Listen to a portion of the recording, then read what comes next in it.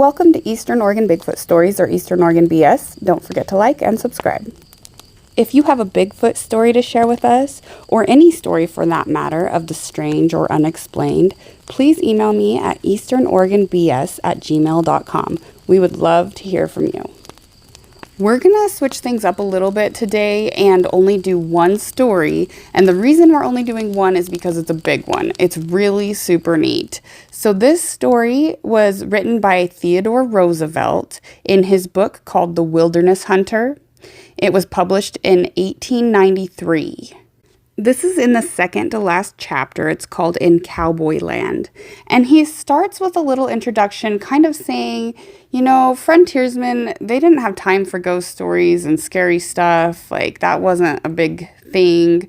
But he found enough value in this story to include it in his book. So I find that super interesting. So let's get into it.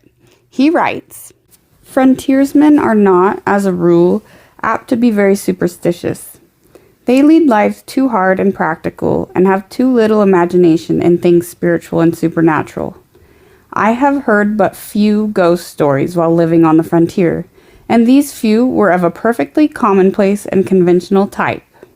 But I once listened to a goblin story which rather impressed me.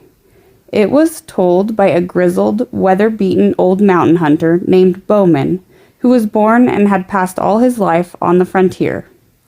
He must have believed what he said, for he could hardly repress a shudder at certain points of the tale. But he was of German ancestry, and in childhood had doubtless been saturated with all kinds of ghost and goblin lore, so that many fearsome superstitions were latent in his mind.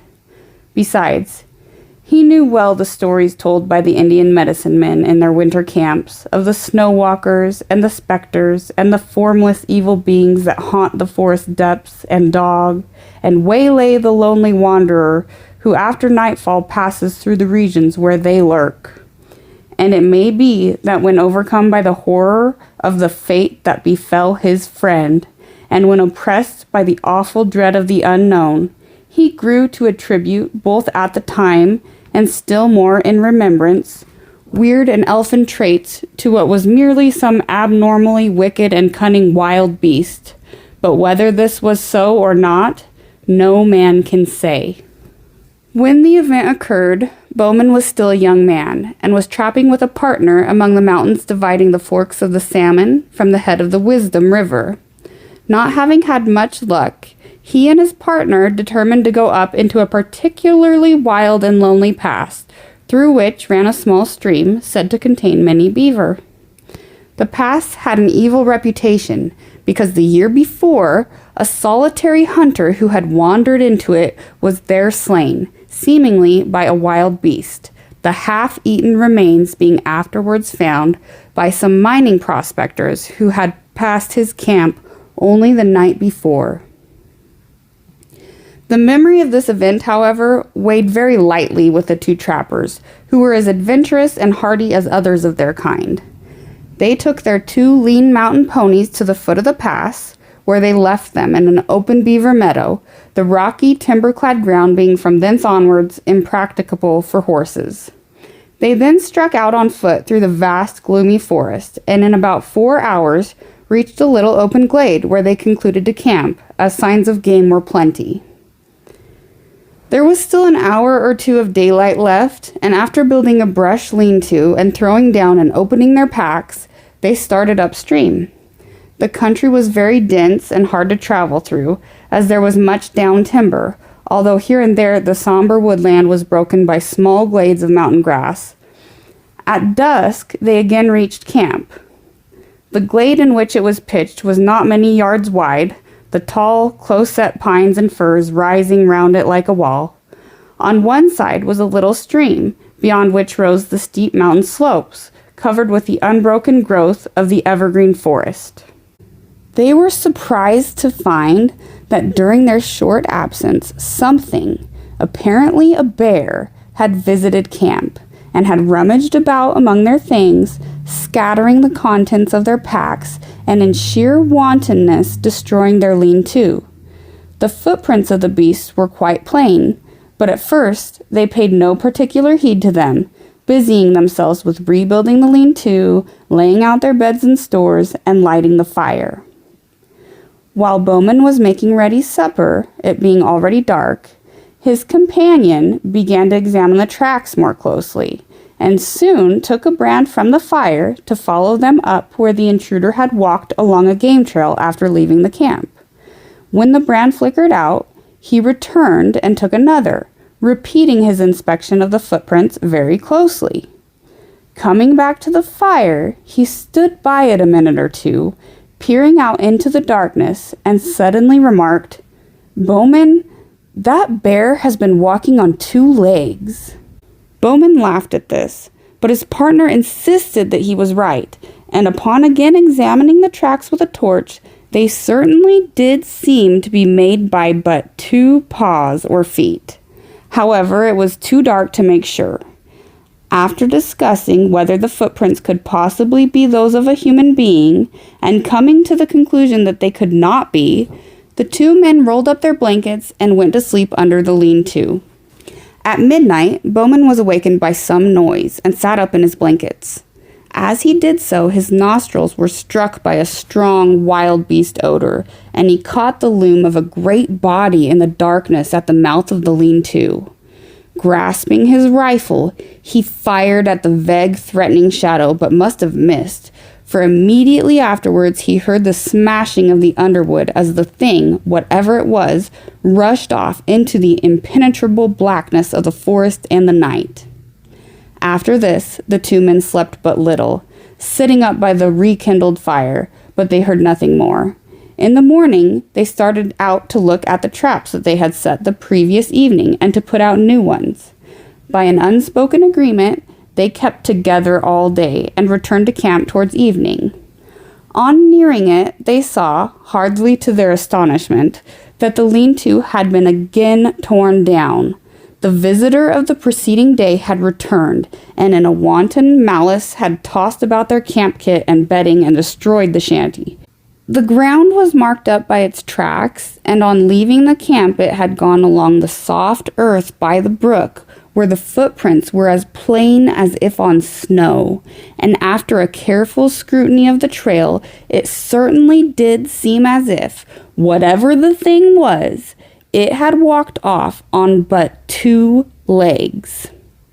The men, thoroughly uneasy, gathered a great heap of dead logs and kept up a roaring fire throughout the night, one or the other sitting on guard most of the time.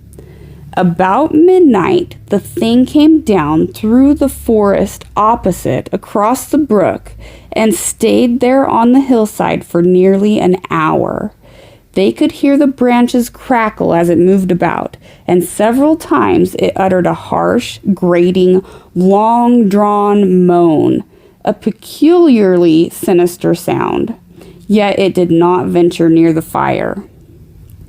In the morning, the 2 trappers, after discussing the strange events of the last 36 hours, decided they would shoulder their packs and leave the valley that afternoon.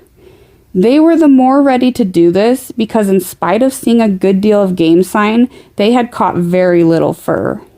However, it was necessary first to go along the line of their traps and gather them, and this they started out to do. All the morning they kept together, picking up trap after trap, each one empty.